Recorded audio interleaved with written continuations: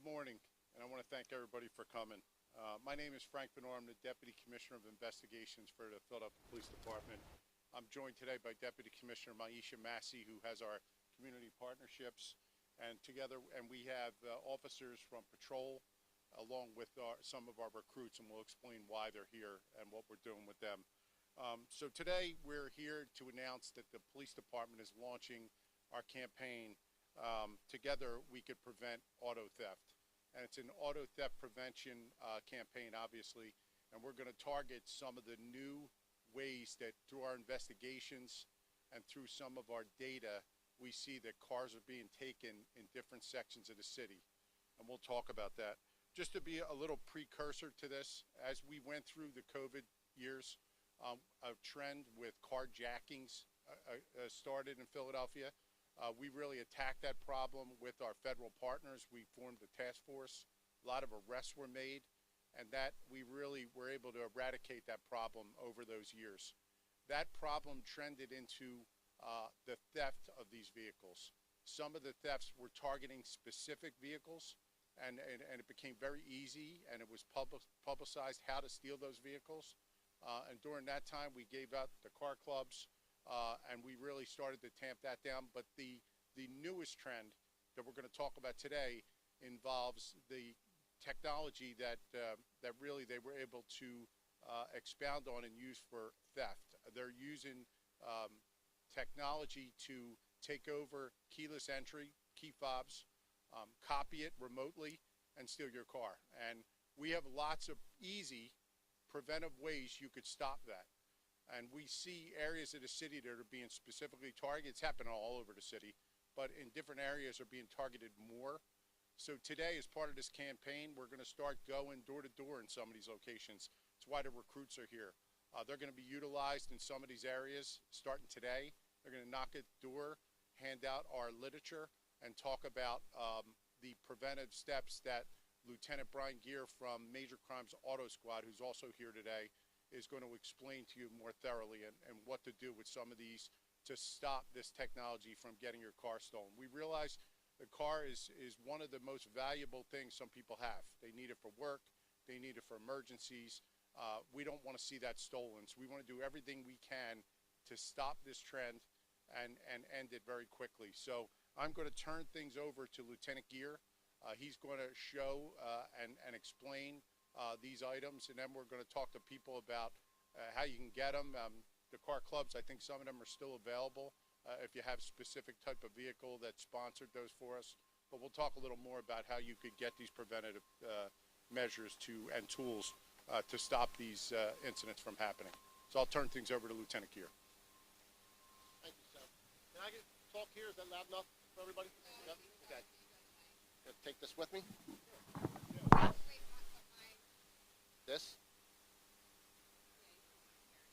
I can put it if I put it in front of me on the table. Okay. All right. So I can go over each individual device for the recording. Okay. These different things up here are what we're recommending to the public to help prevent some of the methods of auto theft. This here is a Faraday box, and these are Faraday bags. They block the signal from the devices from being captured by criminals out there trying to take the device. So this one here is just big enough for a cell phone, and once it's pushed inside, it blocks all the signals coming to and from that cell phone. This is what we're recommending for individuals that like to keep their car door, their keys by their front door. It gets tucked away inside, and it blocks the signal from the proximity device. They'd like to use a method called a relay attack to steal vehicles. It's not as problematic in the city right now, but we're getting ahead of that one.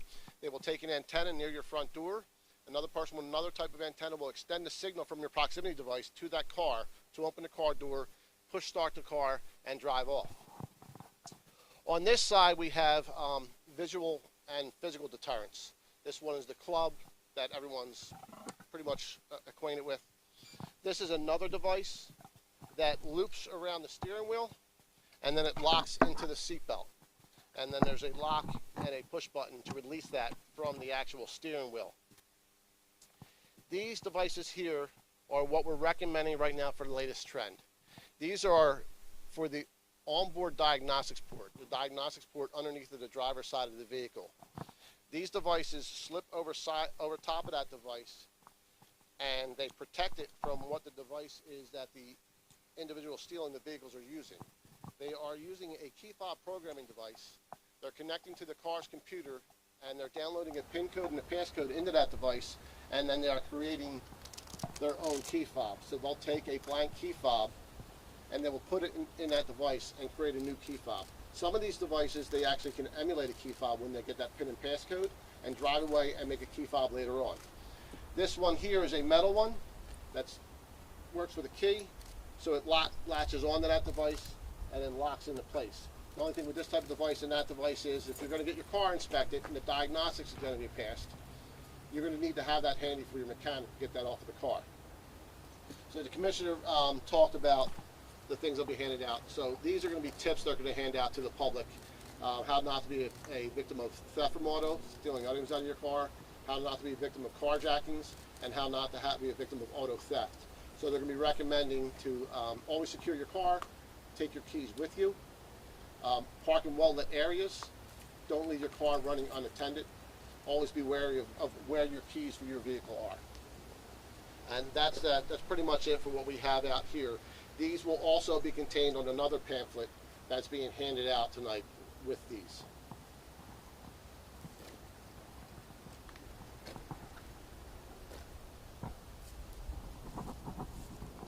That's really it. I don't know if you have any questions. Go ahead. Is there a reason why we're seeing this happen now? What's the numbers and trends and things like that? Well, we're still, I mean, as you know, we talk about it a lot. We're down in many of the crime categories. Stolen autos, we're slightly up. I mean, and we're compared against last year. I think if you look at last year and this year from the year before, it was up high, especially in the types of vehicles where it's a push-to-start vehicle. That seems to be the ones they're targeting. Not to name specific cars, but there are specific cars they're going to. You'll see the individuals doing this pull up in a car. We have videos, and let me just see that. I'm not going to like advertise this item because it's causing us a lot of grief, but it's this big, and they're able to use this to steal the signal between the fob. If they detect the fob and the car, they're able to create the other fob, and then basically your fob's no good anymore. And now they have a fob to drive away in your car. It happens very fast if you see some of these videos, and somebody will come out and their car will be gone. If their car's recovered, their fob's no good because the fob they used is something that took over their fob. Then how do you get a new fob then? You have to go to the dealer? What happens? You would go to your dealership or a locksmith, and they're going to have to come out and do the same process. That's what these guys are actually doing. They're using a locksmith device, a dealership device, for when somebody has a lost key fob. It's called a lost key function in these devices, and what it does is it wipes out the previous key fobs and then creates a new one. So I know you guys had a lot of, I'm going to call them gadgets for the term, but you're suggesting that people get most or all of these, and also do you have a price point for any of these, because you know it's just tough times right now? Yes.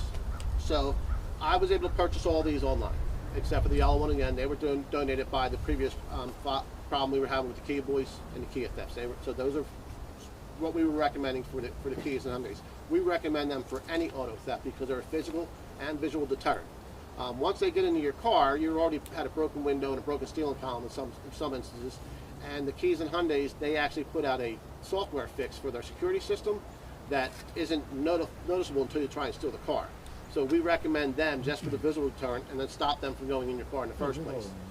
The orange one, this one here, I purchased this for about $40.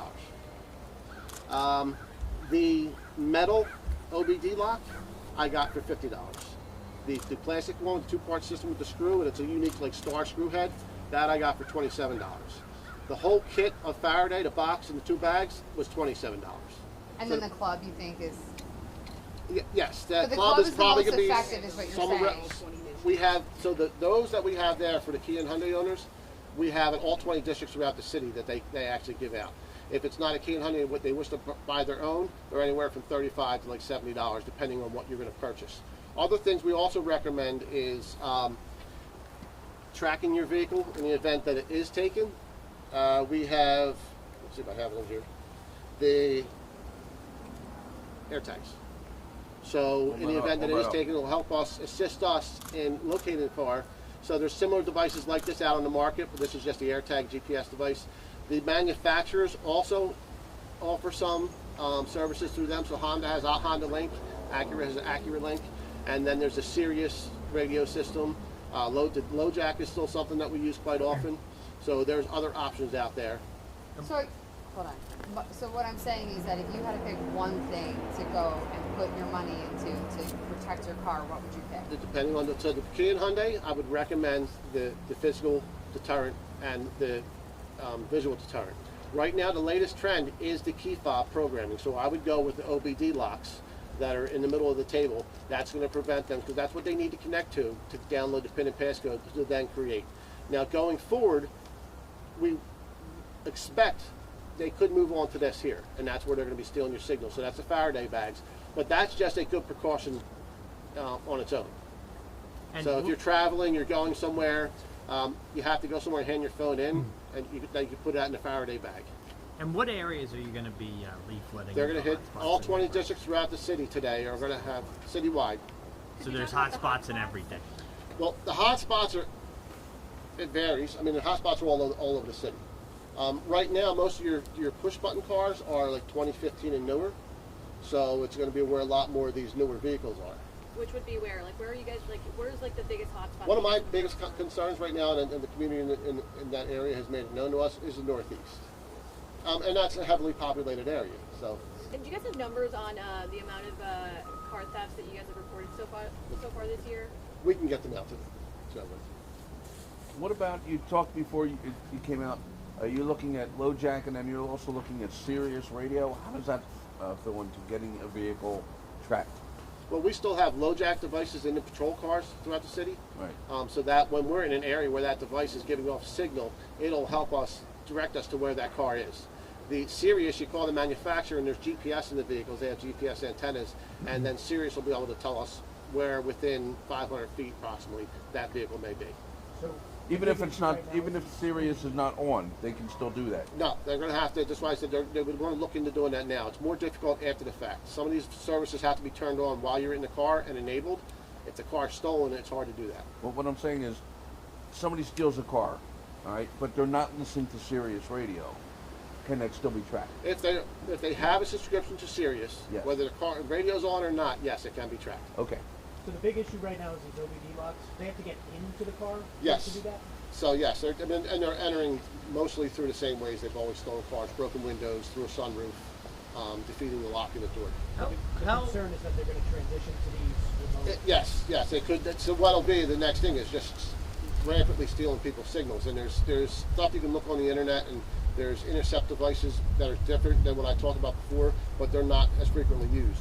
But if the manufacturers and the devices that we're recommending for the OBD locks start cutting down on the numbers, we can expect people to move on to other things. How long does it take for someone to steal a car? And are they stealing multiple in one clip? With the key fob programming, I've seen them steal a car in under 2 minutes. And most of our most prolific offenders are out there multiple vehicles a night. Where are the cars ending up once you do recover them, or if you ever do recover them? Are they being resold? Are they being used to carry out other crimes? Well, some specifics of where they're being resold are part of current investigation, so I'm not going to get too deep into that. But they are recovered sometimes in clusters in areas where they may be sitting somewhere to make sure that there's no GPS that's tracking them there before they move them on to somewhere else. A lot of them we still see are people just doing it for the joy of stealing a vehicle. So they're not getting transitioned to another area. They're just sitting there. We're recovering them in 2 to 3 days. So that's pretty much two options right there. And the individuals who are stealing them to go out and commit a secondary crime. With big shopping season coming up, do you recommend people using a Faraday bag while they're shopping? Can they steal them while they're just walking one in of the the mall? things it's been out in the news before they were stealing cars was the signal in the chip in your credit cards. So even with this device here, if I was out shopping and I had somebody was out shopping and had a purse, they would put their wallet in their cards or something in something like this that's big enough to hold that. Are they stealing cars like from the remotes while they're shopping? Can they do that? they could do that, but they haven't gotten that far yet. There's a difference. There's an issue with if I'm going to steal your key fob just by stealing the device and directing it towards your car, I have to know where your car is, and there's a limitation of the space of how far that can happen. How big a manpower challenge is this? I think you're around 14,000 stolen cars this year. The manpower challenge in investigating it isn't horrendous. It's the manpower challenge on the street, because once we recover them, and there's so many stolen out there, that it does take a lot of time to have officers sit on them, have it recovered, and towed away. Two more. Real quick. The 7th District a while ago was giving out those Faraday pouches. Are they still doing that, do you know, or? Yeah, just right now it's just the clubs. Okay. And the second is, with the use of somebody just got their car stolen, they get the information of police. Can the license plate readers that you have, can they track that vehicle? Hey, it's on the boulevard. Hey, it's going here. So we have video, as you know, in every police car that's out there now. So we have a lot of cameras that are set, thousands throughout the city. So if we have a tag number and we put that tag in, if it hits one of those, we see it. So we are doing that now, and we could track vehicles, and that's how we do recover some vehicles. It'll be more robust as all the cameras get turned on, but we do have capability to do license plate reading, and it's being done. Right. So if somebody steals a car, they're driving on the boulevard, they hit a license plate reader. Does that let them know that the police know that vehicle's heading north at from Cotman Avenue a minute ago? Yeah, we have the capability of seeing it. The other thing that you got to realize is you got to know your tag, right? So your cards and all that most people keep in the car, if that gets stolen, you don't know your information. That's a problem. So that's the other thing you should do as a tip is keep your information with you, and so it's safe, so that you could at least tell an officer, or take a picture of it, put it in your phone, so you could at least have the information to put it out there. Thank you. One more. This is a question about auto theft at the airport. We've gotten complaints that people are having their cars stolen in those secure lots with gates. I'm just wondering, is that something that's on the department's radar? And it's something that's on the department's radar. It's been going on for a while. It's different crews that operate out of there, and it should be an investigation. Thank you. Thank you. Thanks, everyone.